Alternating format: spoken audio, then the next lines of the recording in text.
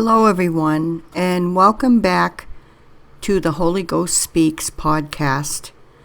And today I'm going to read out of a book. It's a very wonderful book by Dr. Dobson, and it's called The Invisible Imprint: What Others Feel When in Your Presence, and Understanding the Forces of Good and Evil. This is a really good book, and I'm going to read about 15-20 minutes of it, and then I'll continue to make podcasts on it. But I want to start. So if you want to pull up a comfy chair or a couch, or get yourself a snack, get yourself a cup of coffee or a cup of tea, or even if you like a cold beverage, go get one and then come back and enjoy the reading. The title of this is Invisible Imprint.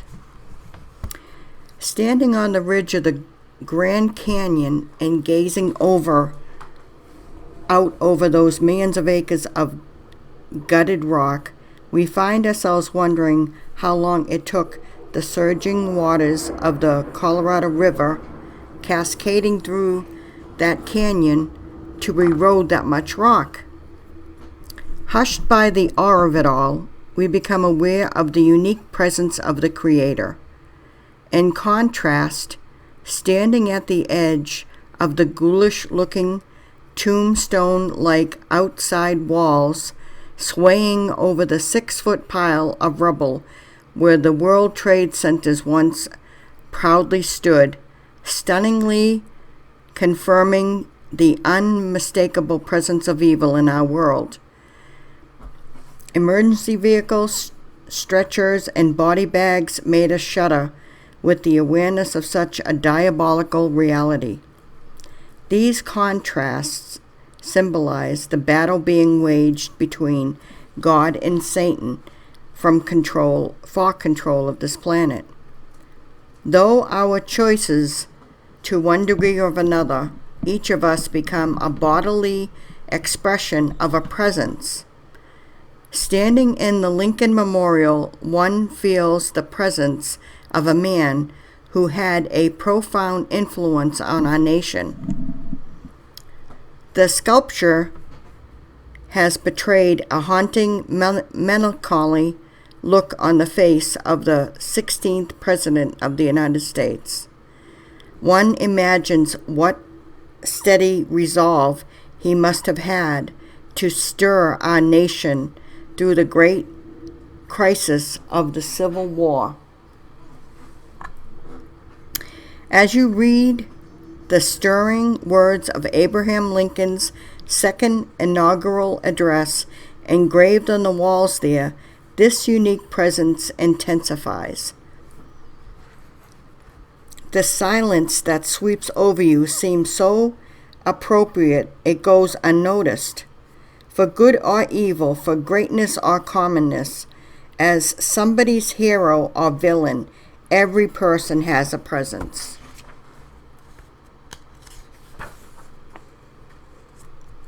I discovered this many years ago as a 6-year-old boy when I entered Miss Caller's first grade classroom. She was an elderly teacher who never married.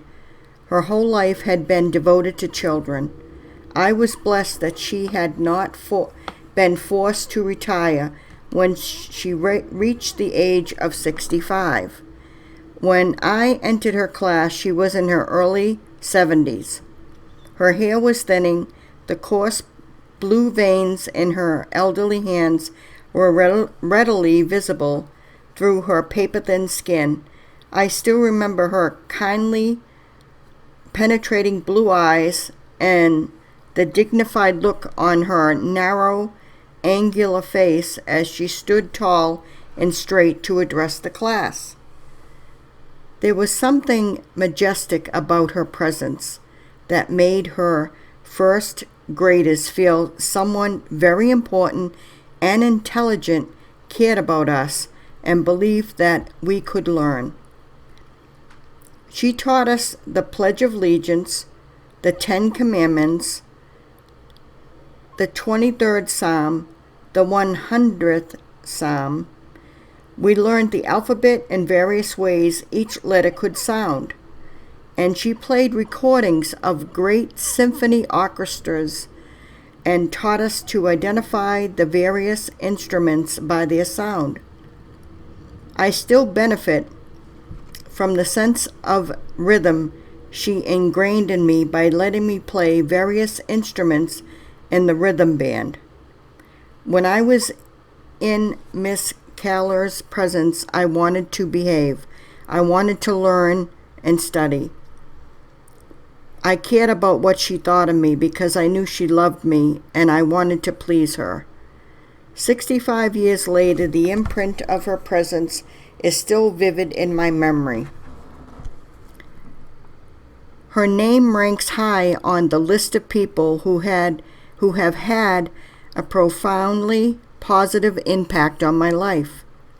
What is presence? Presence is the common experience, but also a mystical one. You can't see it, but you can feel it. It is invisible, but not tangible. Presence is the invisible impact you feel when you are around certain people, places, or things. Every person has a presence. Your presence is the most enduring part of your life.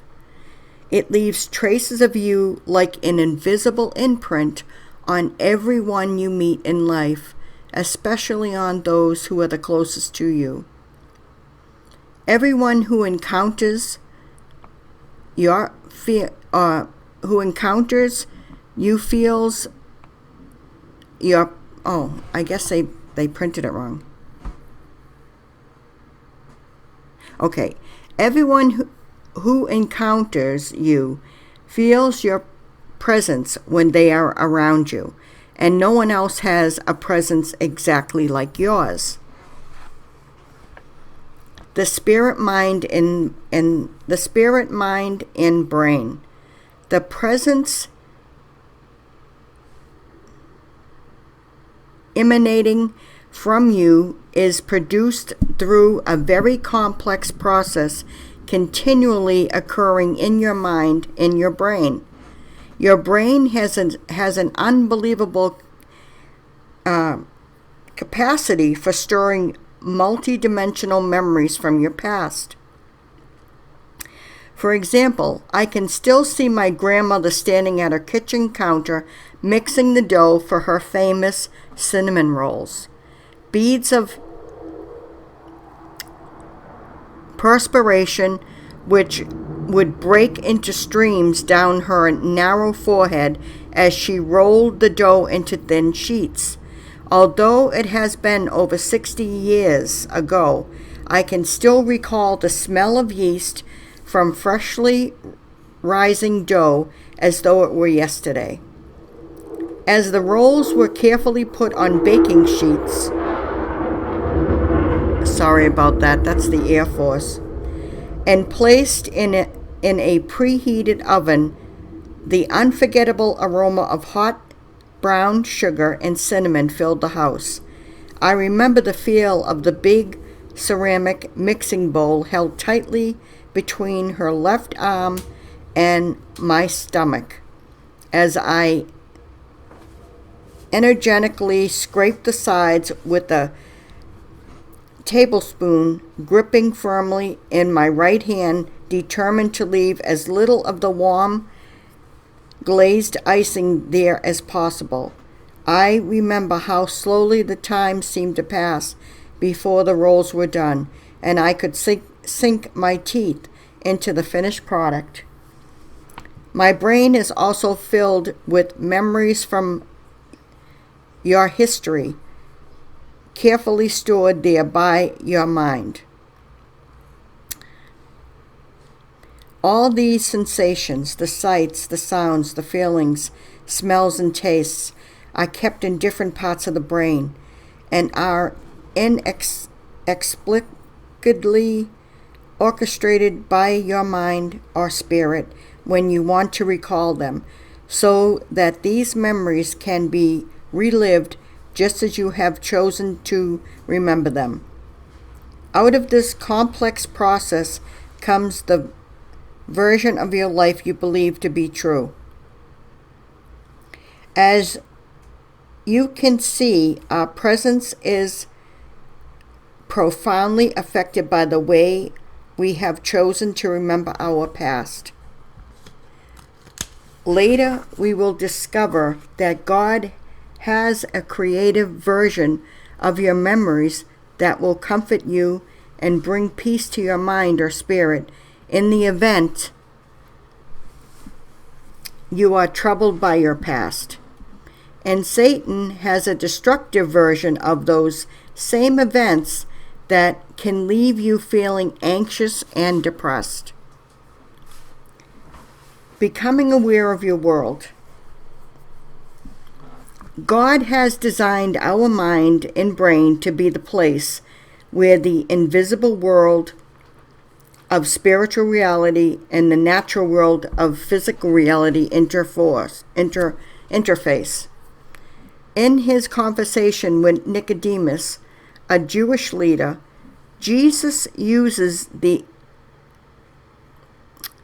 analogy of physical birth to explain the necessity of a spiritual birth.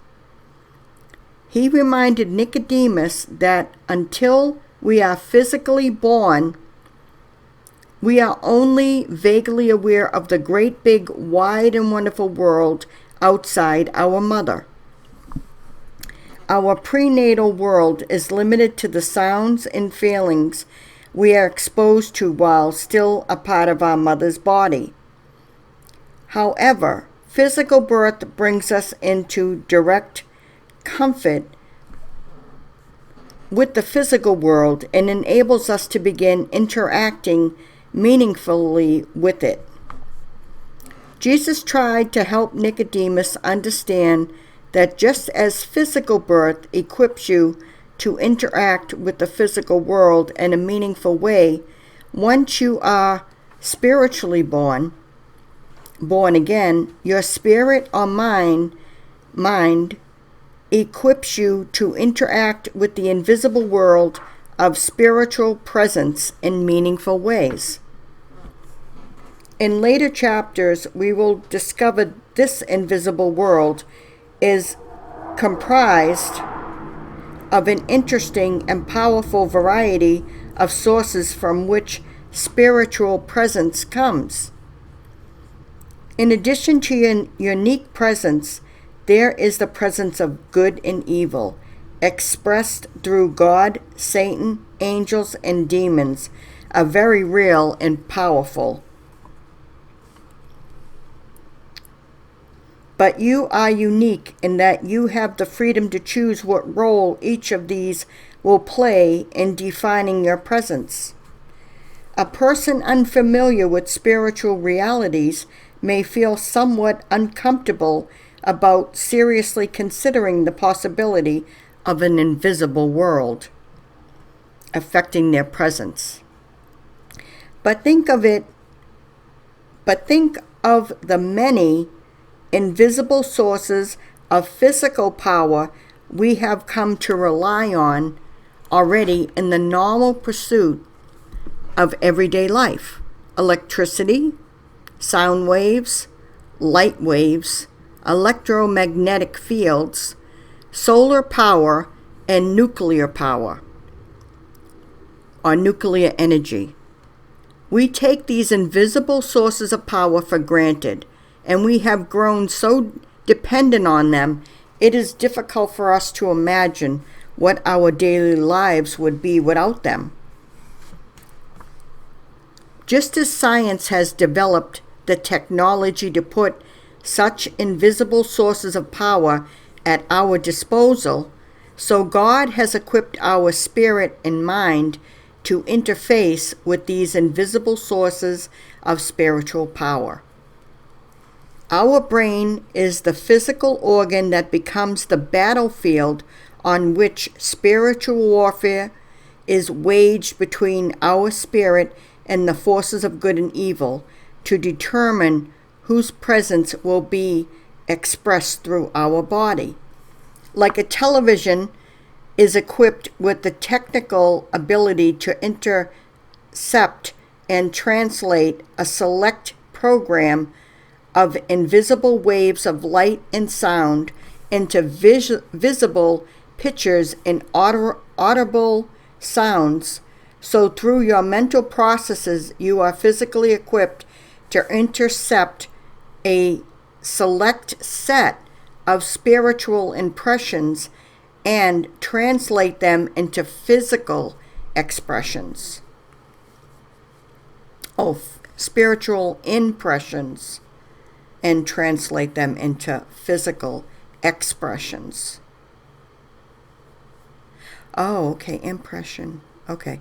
As the television set becomes an extension of your eyes and ears, enabling you to choose to see and hear programs that would otherwise remain invisible and inaudible to you. So your spirit becomes an extension of your brain, enabling you to experience urges, fantasies, and ideas that are spiritually stimulated. Okay, now I've never read this book, so I'm learning along with you. So this is a brand new book I got. Some of these are from God and some of them are from Satan. They are to be distinguished from natural urges, fantasies, and ideas related to our physical survival. However, in making these distinctions, it is necessary to remember that Satan can use any of our natural urges to seriously impair or even destroy our lives. For example, something as innocent as breathing can provoke the use of exhalation,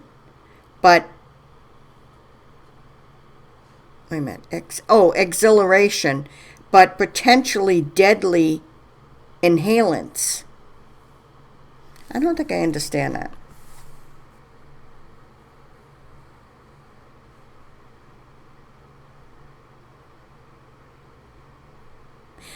For example, something as innocent as breathing can provoke the use of exhilarating, I